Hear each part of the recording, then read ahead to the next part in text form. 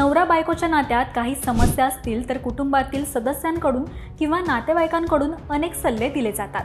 त्यातला एक महत्त्वाचा सल्ला म्हणजे वेळेनुसार सर्व काही ठीक होईल, हो की नाही? असं म्हणतात ना, कोणाचं चांगलं प्रगतीचं आयुष्य असलं की ते अनेकांना बघवत नाही। मग संधी साधून विविध सल्ले देऊन ते नातं कसं तुटेल यावर काही जणांचा सर्वाधिक भर असतो, तर काही नातेवाईकांकडून दिले जाणारे सल्ले खरंच चांगलेही असतात। मात्र असे काही नातेवाईक असतात ज्यांच्या सल्ल्यांमुळे तुमचं पती पत्नीचं नातं चांगलं होण्याऐवजी बिघडू शकतं। त्यामुळे तुमचं नातं चांगलं आणि खुश ठेवण्यासाठी काही टिप्स आजच्या व्हिडिओत आपण जाणून घेऊयात। नंबर 1, परस्पर संबंध बिघडले की सासरचं घर सोडून जाण्याचा विशेष सल्ला नातेवाईकांचा असतो।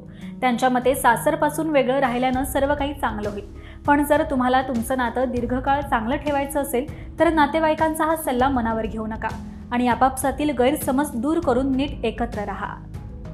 नंबर 2, जेव्हा नातेवाईक तुमच्या बिघडत चाललेल्या नात्याबद्दल ऐकतात त्यावेळेस सहसा त्यांचा पहिला सल्ला असतो की आता प्रेग्नेन्सीचं प्लॅन करा, सर्व काही ठीक होईल। मात्र गर्भधारणेचं नियोजन करण्यापूर्वी नातेसंबंध दुरुस्त करण्याकडे जरूर लक्ष दिलं पाहिजे। त्याचबरोबर मुलाला जन्म देण्याचा निर्णय दोघांचा असला पाहिजे। नंबर 3, जर तुम्ही तुमच्या पतीला तुमच्या नातेवाईकांसमोर छोट्या छोट्या कामातही मदत करायला सांगत असाल तर नातेवाईक अनेकदा तुम्हाला टोमणा मारतील की घरातील कामं पुरुषांसाठी नाहीये किंवा तुमच्या घरात पुरुष काम करतात असा शब्द घराबाहेर जाईल। या टोमण्यानं नवऱ्याच्या वागण्यातही बदल होतो। अशा परिस्थितीत त्यांच्याशी मनमोकळेपणानं बोललं पाहिजे। त्यामुळे नवऱ्यानेही इतरांचं न ऐकता आपल्या बायकोकडे लक्ष दिलं पाहिजे, ज्यामुळे तुमचं नातं जे आहे तर ते मजबूत अधिक होईल। नंबर 4, तुमच्या नातेवाईकांना तुमचे परस्पर मतभेद कळताच अनेक सल्लागार तुम्हाला सल्ला देतील की तुमचा स्वाभिमान असेल तर तो हार मानू नका। अशा सल्ल्याकडे अजिबात लक्ष देऊ नका, कारण अशा सल्ल्यानं तुमचं चांगलं नातंही बिघडू शकतं। त्यामुळे जर नातं टिकवायचं असेल तर कधीकधी छोट्या छोट्या गोष्टींकडे दुर्लक्ष करा।